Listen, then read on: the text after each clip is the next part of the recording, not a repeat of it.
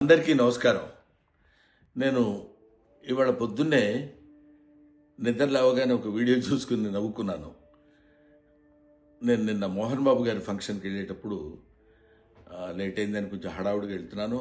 అంతలోకే దయాన్న ఎదురయ్యాడు. ఏదో పిచ్చపాటి మాట్లాడుకున్న తర్వాత రాన్న ఫోటో తీసుకుందాం అంటే వద్దండి ఫోటో వద్దేమొద్దు అని చెప్పేసి నేను చకచక లోపలికి వెళ్ళిపోయాను. అది చాలామంది మిత్రులు కొంచెం అపార్థం చేసుకున్నట్టున్నారు.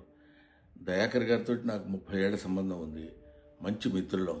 నేనంటే ఎంతో అభిమానంగా ప్రేమగా చూస్తుంటారు. మేము కూడా ఎంతో మాట్లాడుకుంటాం. ఫ్యామిలీ ఫ్రెండ్స్లా ఉంటాం.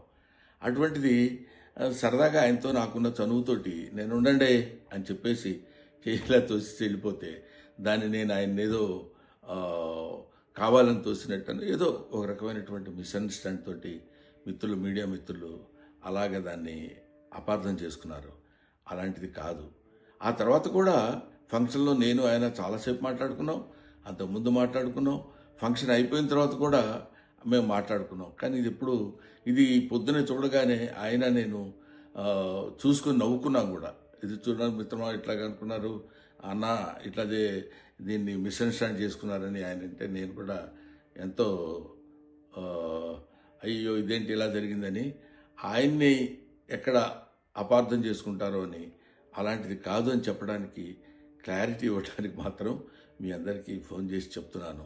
దయచేసి అలాంటిదేం లేదు, మిస్అండర్స్టాండ్ చేసుకోవద్దు. ఇన్ని సంవత్సరాలుగా ఆయనకి మాకున్న అనుబంధంతో మేమిద్దరం సరదాగా అలా మాట్లాడుకున్నాం తప్ప వేరే విధంగా కాదు. నమస్తే.